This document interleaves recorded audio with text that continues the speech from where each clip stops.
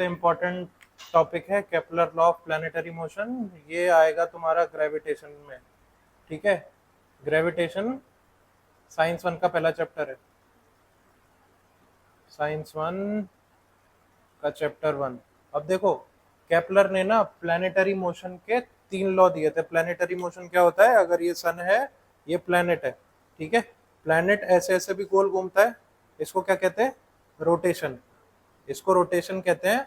और ये इसके चारों ओर घूम रहा है, इसको रिवॉल्यूशन कहते हैं, ठीक है।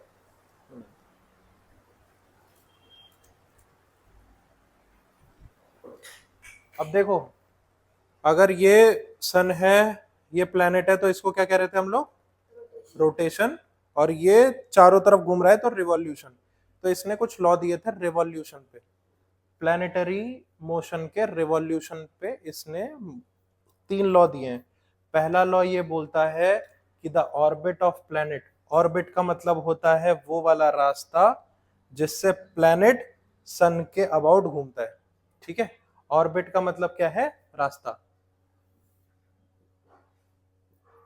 अब देखो, इज एन इक्लिप्स, इक्लिप्स का मतलब होता है ये बस अंडा आकार, ठीक है, एग टाइप है ना। अब इसमें जैसे फॉर एग्जांपल ये सर्कल था, सर्कल में तो एक सेंटर होता है। अब अगर मैंने सर्कल को यहाँ ऐसे स्ट्रेच कर दिया, यहाँ ऐसे स्ट्रेच कर दिया, तो कायदे से यहाँ का एक सेंटर होना चाहिए और यहाँ का एक सेंटर होना चाहिए ना। तो एलिप्स में यहाँ और यहाँ 2 सेंटर होते हैं, ठीक है। 2 सेंटर होते हैं, एक ऑर्बिट होती है। उसी ऑर्बिट पे ये जो प्लेनेट है तुम्हारा, ये किसके अबाउट घूमता है? सन के, ठीक है। तो पहला लॉ ये बोल रहा है the orbit of planet is an ellipse with the sun at its one of the foci. अब देखो, अगर प्लैनेट यहां घूम रहा है, ये ऑर्बिट से यहां चला, तो सन एक फोकस पे बैठा है। फोकस कुछ नहीं है, सेंटर ही है। फोकस का मतलब कुछ नहीं होता, सेंटर होता है। अब देखो, यहां से प्लैनेट आगे बढ़ा आगे बढ़ा आगे बढ़ा, यहां तक गया, तो सन यहां बैठा होना चाहिए जब प्लैनेट यहां है ना, ठीक है। तो बस पहला लॉ यही बोलता है कि प्लैनेट एक एलिप्स ऑर्बिट में घूमता है जहां पे सन एक ना एक फोकस पे बैठा ही होगा। सिंपल, कोई दिक्कत वाली बात नहीं है ना। क्या बोलता है कि प्लैनेट एक ऑर्बिट को फॉलो करेगा, एक रास्ते को फॉलो करेगा जब सन इस पे या इस पे बैठा हो, बस। सेकेंड लॉ देखो, सेकेंड लॉ ये बोलता है कि यार अगर प्लेनेट यहां है फॉर एग्जांपल, ठीक है, प्लेनेट यहां भी आएगा रोटेट होते हुए, तो प्लेनेट इतना कुछ एरिया कवर करेगा ना, है ना। अब देखो, दूसरे केस में जब प्लेनेट यहां से लेके यहां तक का रास्ता कवर कर रहा है, तो भी कुछ एरिया बनेगा, बनेगा। प्लेनेट जब भी ऐसे कुछ रास्ता कवर करेगा, तो अगर हम इसको एज अ ट्राइंगल टाइप बना दें, तो ये एरिया हो जाता है। अब देखो, अगर फॉर एग्जांपल 5 साल में इसने रास्ता बनाया, 5 साल तो नहीं लगते, या 5 मिनट कर लो,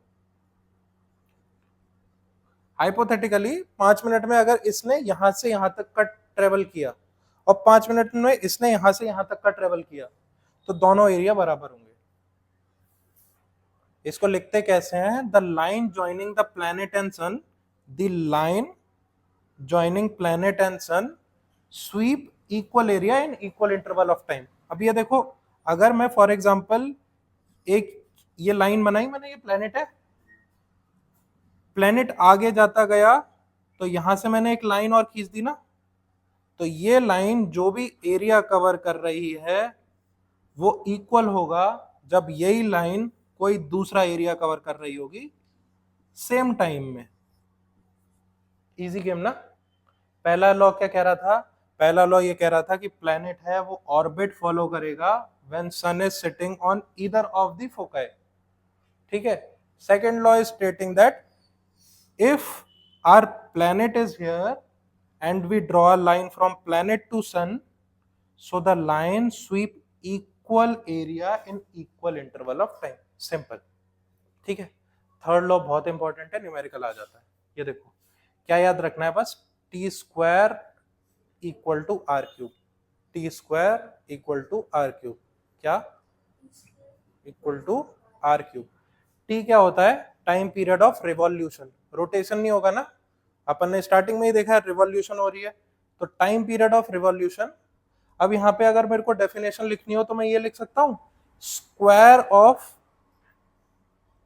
the time period of revolution is directly proportional.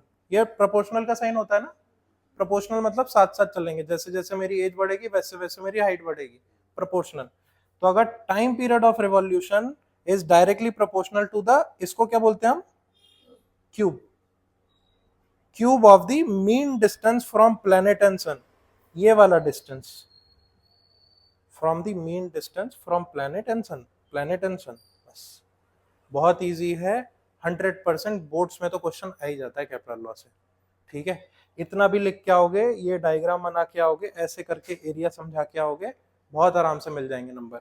इस पे क्या लिखते हैं अपन, ऑर्बिट, इस पे लिखते हैं सन, इस पे लिखते हैं प्लेनेट।